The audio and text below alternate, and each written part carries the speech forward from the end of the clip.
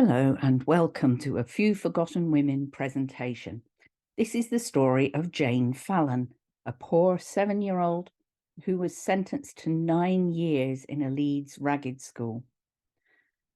Please be aware this story contains mention of some potentially distressing subjects.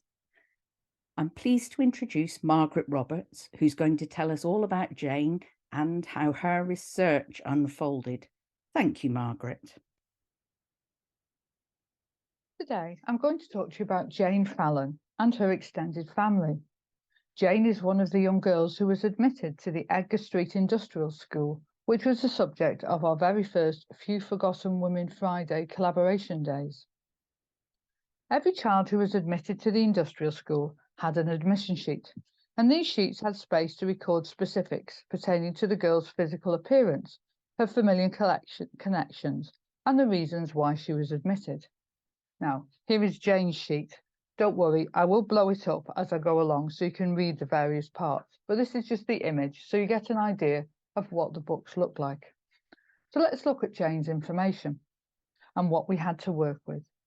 She was sent to the school on the 16th of December 1869 at the age of 7. So that's made her birth in Leeds, roughly about 1862. She was described as having a slight and weakly figure, with brown hair and eyes and a light complexion. She didn't attend school, she couldn't read, write or cipher, in other words, do maths, and she wasn't employed anywhere. Jane was the illegitimate daughter of Jane Fallon, who, as you can perhaps make out, kept a brothel at St John's, Court 21, Lady Lane in Leeds. Lady Lane now is a trendy area, but at the time I was researching it housed the first Leeds workhouse, and the area was notorious as a place frequented by drunkards and where prostitutes plied their trade. Ironically, Lady Lane was also where the first Catholic church in Leeds was built. Now, Jane's offence as such is that she was not under the proper guardianship with her mother in a house of ill fame. The admission officer goes on to say that Jane's mother was a low prostitute, often drunk and in prison, and keeps one of the worst houses in Leeds. And when up before William Bruce, the magistrate, young Jane was said to have come here with 3 other companions.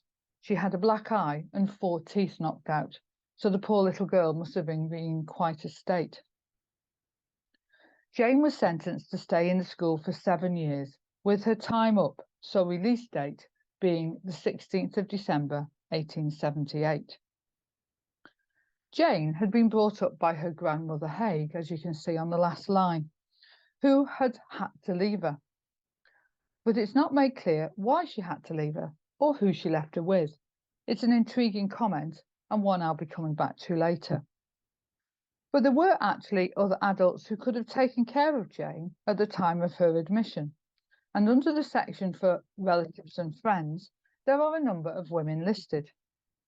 Now, the writing is a little hard to understand, and it did take a while to try and work out the surname of Aunt Maria, who kept a spice shop in York Street. The rest of the writing does get a little easier to read once you get your eye in, as it were. But there's also an Aunt Charlotte, and she also kept the spice shop in Leeds with Aunt Maria. And grandmother, and another question mark there, but it's the same surname as Aunt Maria, so possibly her mother, who is a lodging house keeper at the top of York Street. And finally, grandmother Haig, Mary, or it could be May, who's also a lodging house keeper, who lived on Lemon Street. Now you can see the type of housing that these women were living in, and out of interest, I looked at a map of Leeds at the time. So here it is. And here, if you just follow my cursor here, is Lemon Street down here, there, and there is York Street. So the families lived in close proximity. And as a point of reference, Lady Lane, where Jane's mother kept her brothel, is here. So again, not so far from Lemon Street and York Street. So off I went off in search of Jane Fallon Jr. and to find out what happened to her. Easier said than done, as it turns out. I started my search, perhaps naturally enough, looking for a birth for Jane Jr., and discovered a Jane Northrop Fallon registered in the third quarter of 1863 in Leeds. So I sent for an image of this birth registration, and here it is, showing Jane being born on the 16th of July 1863 at 34 East Lane, to Jane Fallon, with no father named, which ties up with the illegitimate status of Jane on her admission sheet. Now, East Street, looking back at our map, is one of these little streets here off Hope Street. So again, showing that all the various people who in Jane's life lived quite close together in this tightly packed housing. And given the length of her sentence, 9 years, then she is in all probability the Jane Fallon listed in the 1871 census at the Windsor Street Ragged School, which is where the girls were transferred to when the industrial school was closed. But there's no other definite records of young Jane. I couldn't find any anywhere that I could definitely say were her. So her middle Christian name, Northrop, is an odd name for a girl, and perhaps the surname of her father, which is often the case, and as many of you know, in illegitimate births. But remember that name because it does crop up again. But for now, could that be the surname of Aunt Maria? Let's just look at that again. So could this word here say Northrop? So Maria Northrop and grandmother Mrs. Northrop. So of course I dived straight down that rabbit hole, but more of that later.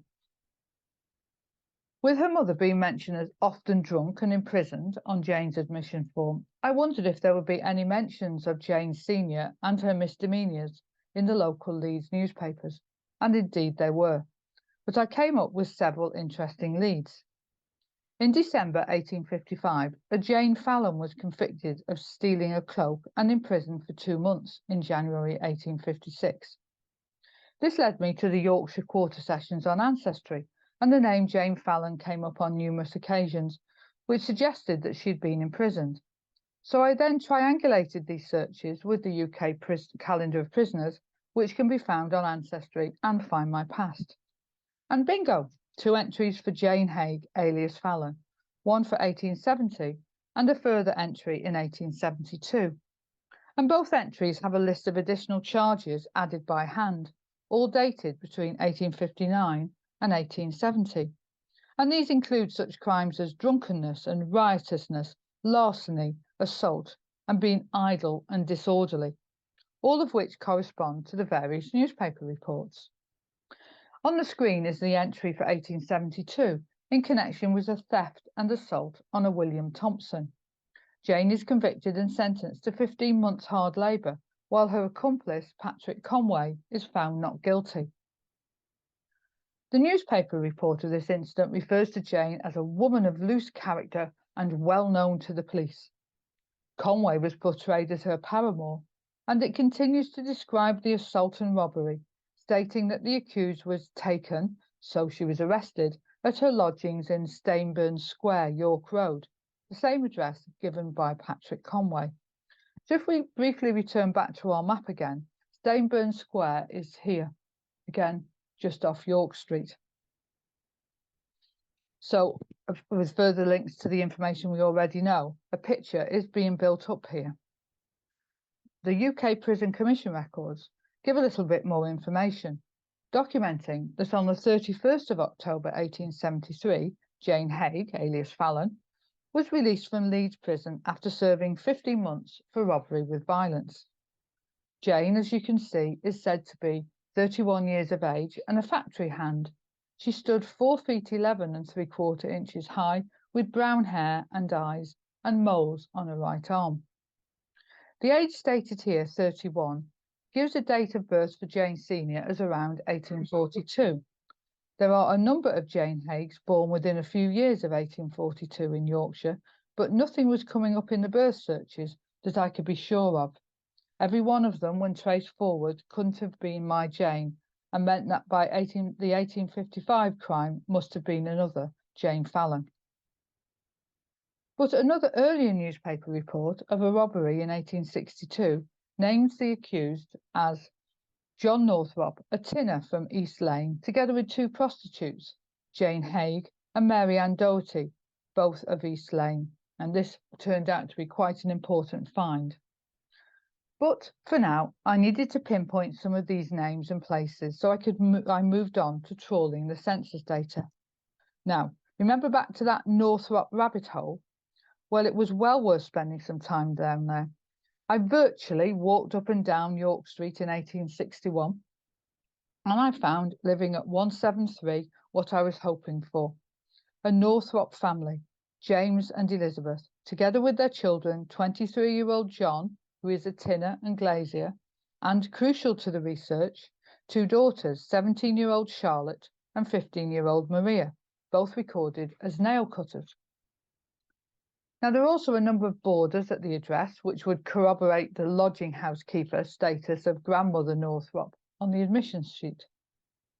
And there's another important item of interest here, which is the son John, who is listed as a tinner and glazier. And when I saw this, I verily punched the air, and I wonder if you're thinking why. Well, recap the discoveries so far. A Jane Haig, who also uses the alias Fallon, a prostitute of East Lane, was accused of robbery alongside tinner John Northrop in December 1862. 7 months later, in July 1863, Jane Northrop Fallon was illegitimately born to Jane Fallon at East Lane, Leeds. Now, I don't know about you, but I'm beginning to think there's a connection here. So let's return to the Northrop sisters. On the 2nd of November 1862, at St Peter's Parish Church in Leeds, Charlotte Northrop married Samuel Chadwick, a 22-year-old courier from nearby Church Street. Her father is noted as James Northrop, lamplighter, and the bride's address is York Street. So this marriage would seem to confirm that Charlotte is the Aunt Charlotte Chadwick referred to in Jane's admission sheet. Moving on to the other aunt, namely Maria Northrop, she married Thomas Kershaw in the same parish church as her sister Charlotte on the 24th of March, 1870. Thomas, surprisingly, was a detective police officer, and I wonder if he'd got any idea of the family's backstory. We'll never know. Maria's father is listed as James, a lamplighter, and the address is once again York Street. And one of the witnesses possibly and Elizabeth Haig. The writing's not that clear, but if it is Haig, then maybe this is another link between the two families.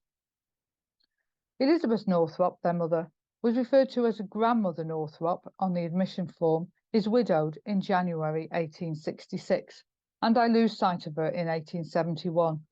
She's not living in York Street, and there is a possibility that she may have remarried.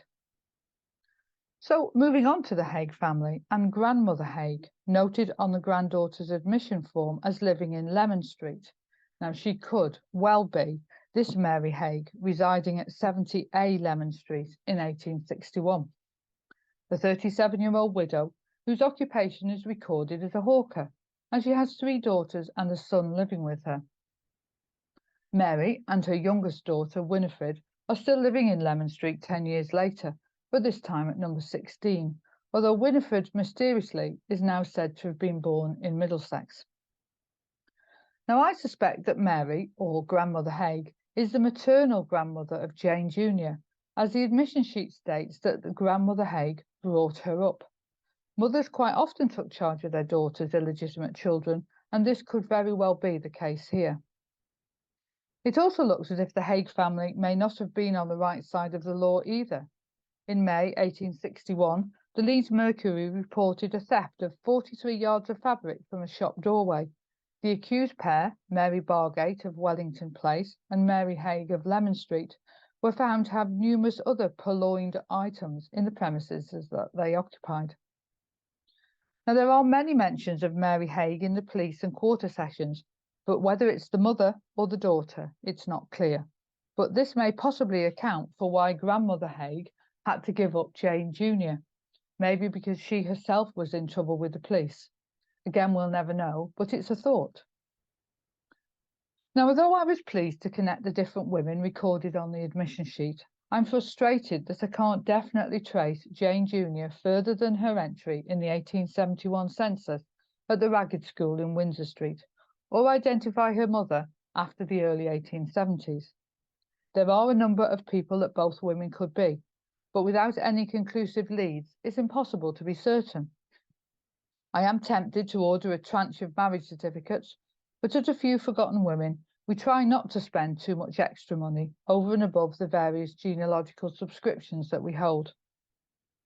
The Hague and Northrop families are interesting as a case study on their own and worth further investigation.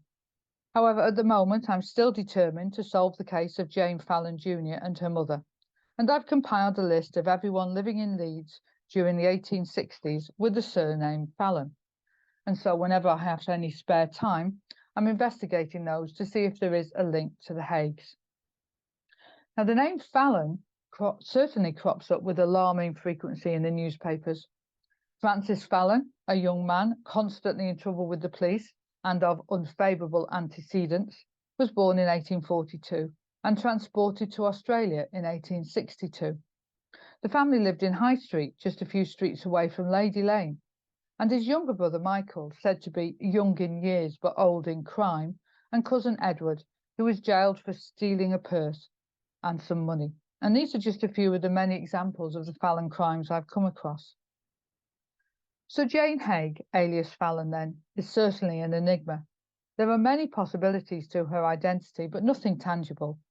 And as in a lot of the Few Forgotten Women researches, these women knew how to dodge the law, often keeping just out of arm's reach of officialdom by using aliases or giving false information.